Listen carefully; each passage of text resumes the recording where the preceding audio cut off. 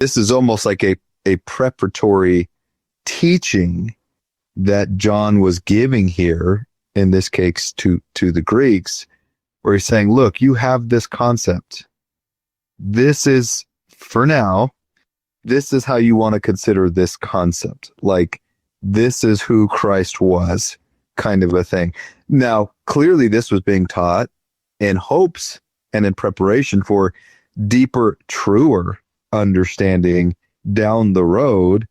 But we need to understand how these things are being taught, because today you have people who interpret this as if this was the final end-all teaching that John or any of the apostles were trying to give. And that's not what we see. What we see is apostles trying to bear truth in a language to people that understood very little of it, right? Right. Trying to meet them where they were. Right. They were trying to meet the people where they were and what they could understand.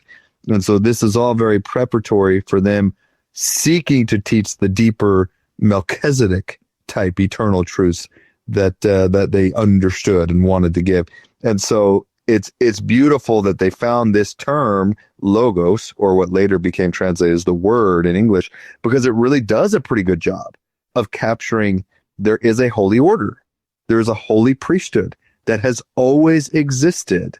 And this is who Christ, he manifested that order to us in the flesh. Like, that's essentially where they're headed with this. And so it's actually a pretty beautiful term to use in place of what we might call, more priesthood oriented terms. Yeah. So in the beginning was the order of the priesthood, and that priesthood was organized among men, Jesus being the head of it, right? And fulfilling very important and specific atonement ordinances that are necessary for that order of the priesthood. And I, John, bear record that I beheld his glory, as the glory of the only begotten of the Father, full of grace and truth, even the Spirit of truth, which came and dwelt in the flesh and dwelt among us. And I, John, saw that he received not of the fullness at first, but received grace for grace. And he received not of the fullness at first, but continued from grace to grace, until he received the fullness. And thus he was called the Son of God, because he received not of the fullness at first.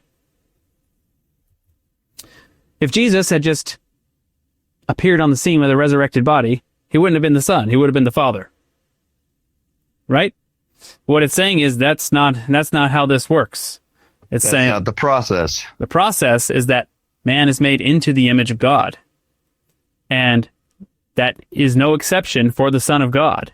He was born to woman, and he came into the earth the same way we did.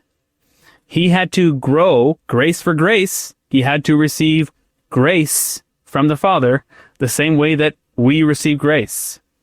And then he had to grow grace for grace until he got to the point where he could receive the fullness of the Father. And that's why he's called the Son of God, because he went through that full process and then was ordained to the office of Son of God when he was ready. Hit that like button, leave us a comment, subscribe to the channel. We really appreciate it.